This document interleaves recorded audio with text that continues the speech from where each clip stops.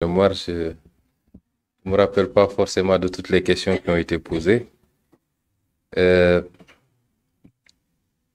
Par rapport à la première question relativement euh, à nos orientations diplomatiques qui sont centrées prioritairement sur l'Afrique et le voisinage, c'est des orientations assumées qui découlent d'un long parcours politique.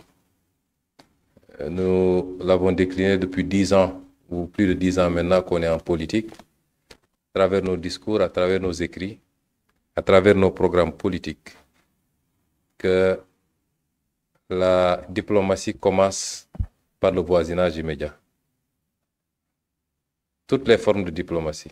Et le Premier ministre l'a rappelé tout à l'heure, l'une des erreurs fondamentales de l'Afrique, c'est qu'on a le regard tourné. C'est peut-être une prolongation d'une forme d'aliénation issue de la colonisation qui fait que nous pensons extravertis. Nous considérons que pour être considéré qu'un acte diplomatique doit être orienté vers l'étranger, vers certaines puissances, certains pays.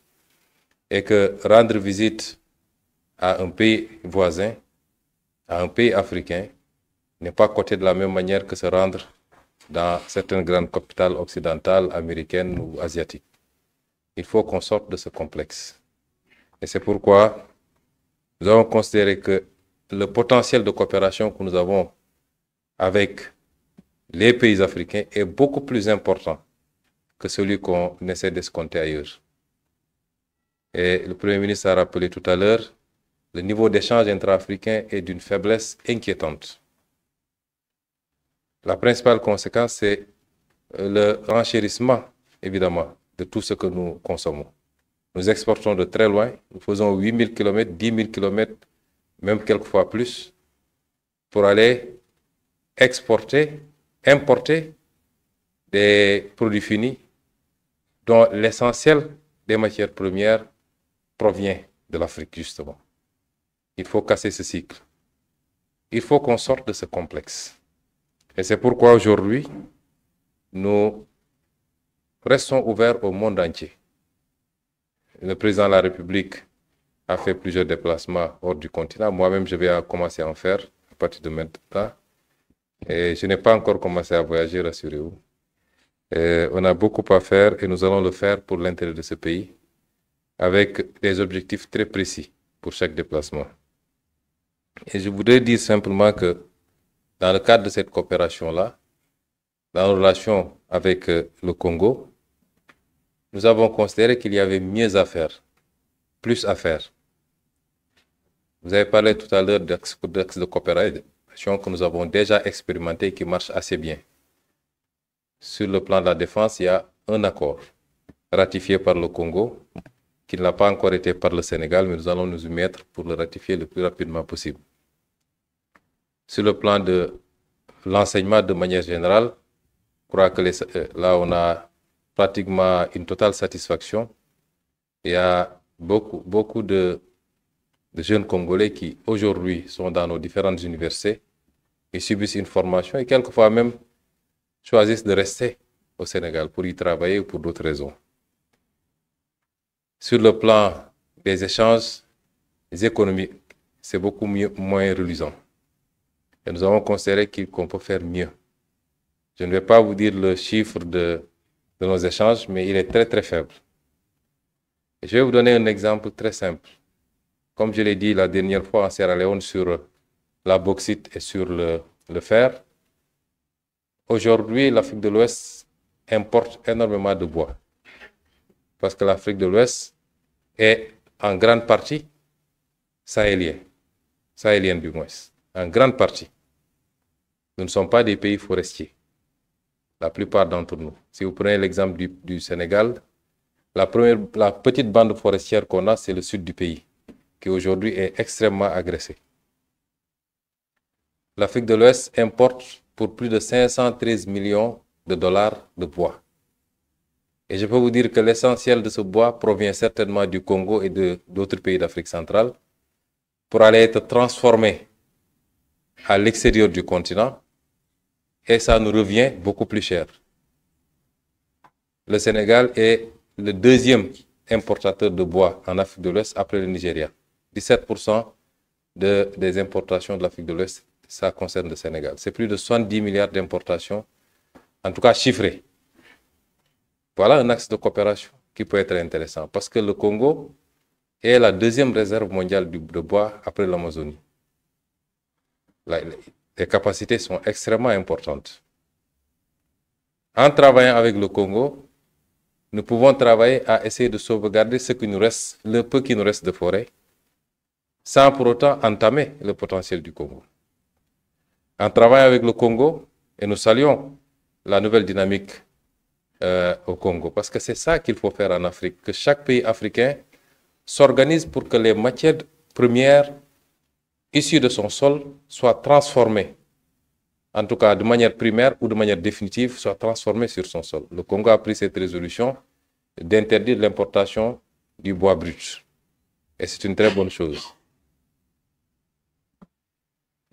Dans les axes de coopération que nous envisageons, il est possible que des Sénégalais, que le secteur privé sénégalais puisse aller investir au Congo pour traiter du bois et même aller vers la transformation la plus aboutie, notamment dans le domaine du mobilier, dans le domaine des contreplaqués et tout ce que vous voulez. Ensuite, le bois transformé, la première transformation, la transformation primaire, peut être acheminé également vers le Sénégal, qui, au-delà de notre consommation, ici, pour les besoins du marché local, notre ambition, c'est de faire du Sénégal un point d'éclosion pour pouvoir distribuer dans le reste de l'Afrique de l'Ouest. Et donc, c'est des axes de coopération comme celle-là dont nous avons beaucoup discuté et pour lesquels nous avons mis en place un comité ad hoc qui va travailler à matérialiser cela et nous espérons, dans cet esprit d'une coopération mutuellement gagnante. Nous sommes entre Africains, nous ne sommes pas dans un schéma de dire il faut que telle pompe sur telle autre. Ce n'est pas ça la logique, mais que ce soit des coopérations mutuellement gagnantes, qu'au bout de la collaboration, que le Congo sente que il a gagné beaucoup plus dans ce schéma de coopération que dans les schémas extraversés vers peut-être l'extérieur, et que le Sénégal également sente qu'il a beaucoup plus gagné quand il travaille avec le Congo, quand il exporte de très loin le bois dont il a besoin, au-delà de ses besoins qu'il ait pu servir de courroie pour acheminer du bois congolais dans le reste de l'Afrique de l'Ouest. C'est autant de réflexions comme celle-là qui ont été initiées aujourd'hui et nous pensons être sur une voie qui nous permettra de hisser la coopération, mais surtout de rapprocher les peuples, parce que c'est ça aussi l'importance de cette discussion. Sur la question de l'énergie, je considère que le Congo est un pays souverain qui a éprouvé le besoin à un moment donné d'aller vers une forme d'organisation de son secteur énergétique. Un appel d'offres a été lancé.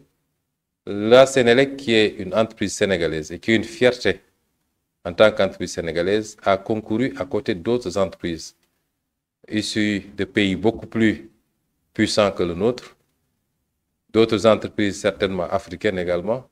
Et à l'issue du processus, elle a été choisie de manière transparente.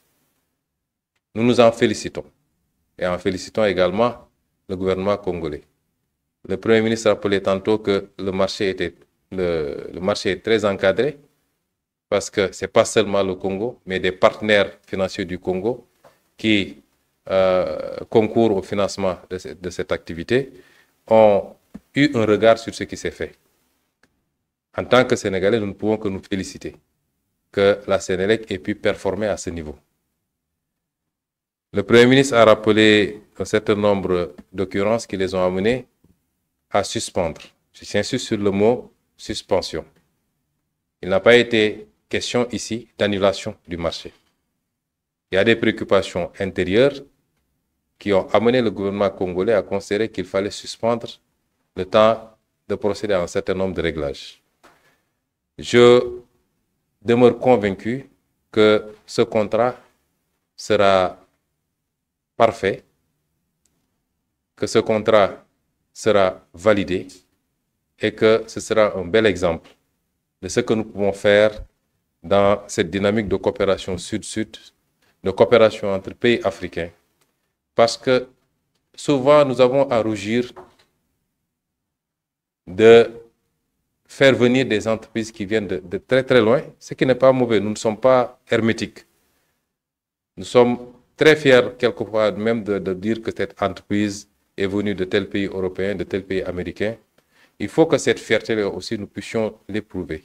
Le Sénégal est un pays ouvert. Il y a des entreprises de beaucoup d'autres nationalités africaines, comme je l'ai rappelé tantôt à M. le Premier ministre, qui officient au Sénégal, qui gagnent des marchés importants, qui y travaillent. Des entreprises sénégalaises qui sont aujourd'hui des fleurons.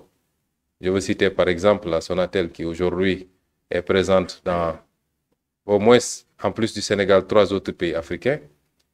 Des entreprises sénégalaises également ambitionnent d'aller à la conquête de marchés africains. Et c'est ça l'esprit de la ZECAf d'ailleurs, d'être compétitive parce qu'on ne leur donne pas de cadeaux et de pouvoir prester dans ces pays-là, apporter de la satisfaction pour ces pays, mais également pouvoir s'agrandir, se développer à partir des marchés qu'ils ont dans ces pays-là.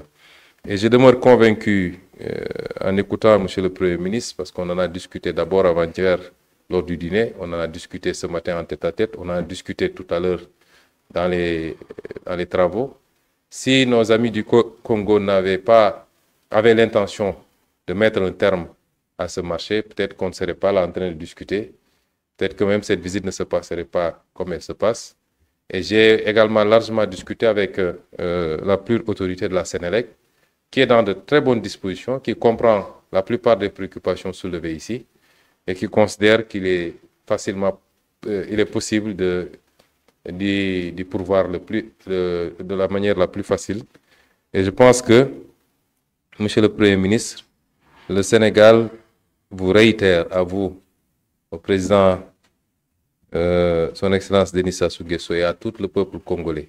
Parce que parmi les inquiétudes, il y a le fait d'avoir douté que l'État du Sénégal soutienne vraiment la Sénélec. La Sénélec est une entreprise privée, de droit privé certes, mais détenue, je crois, à 90% par l'État du Sénégal.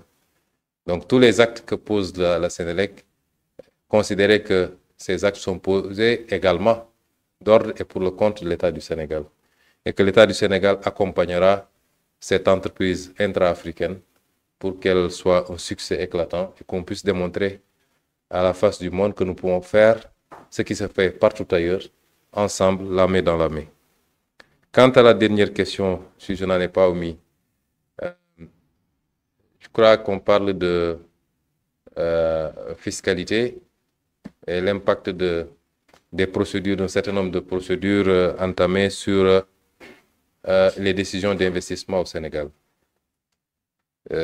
C'est des questions, je ne dis pas qui ne se posent pas ailleurs, mais souvent qui se posent de manière curieuse quand il s'agit de l'Afrique. Je ne pense pas que le Sénégal soumette les entreprises qui investissent sur son sol, qu'elles soient des entreprises sénégalaises, africaines ou internationales, elles ne sont pas soumises à plus de pression fiscale qu'ailleurs dans le monde. Ça n'existe pas. Il se trouve qu'il y avait dans le passé une certaine perception.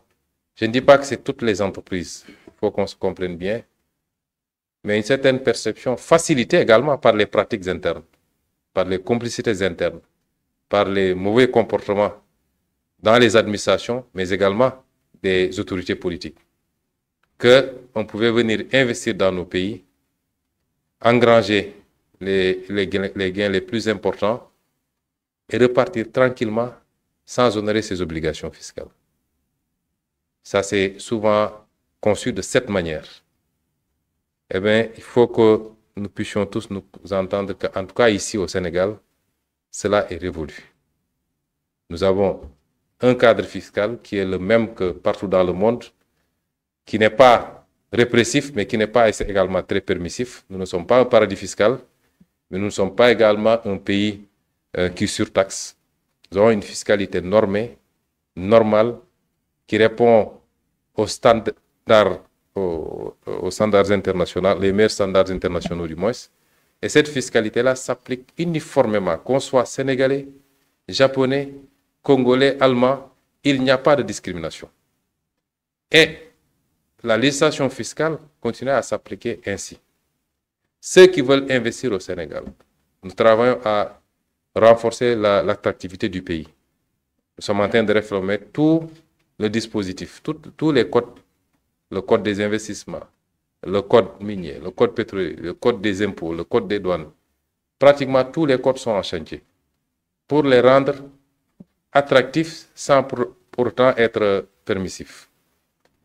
Nous créons les conditions de la sécurité de l'investissement dans ce pays. Sécurité juridique, mais c'est également sécurité tout court pour que l'investisseur puisse se sentir à l'aise quand il est au Sénégal. Et c'est ça le rôle de l'État. Ce qu'on attend en retour de ces investisseurs, c'est qu'ils puissent respecter les règles, les lois de ce pays. Qu'ils puissent travailler, investir, créer des emplois, payer des impôts. Ce qu'ils ont après tout ça comme gain, ils peuvent l'amener où ils veulent. Ce n'est pas ça le problème.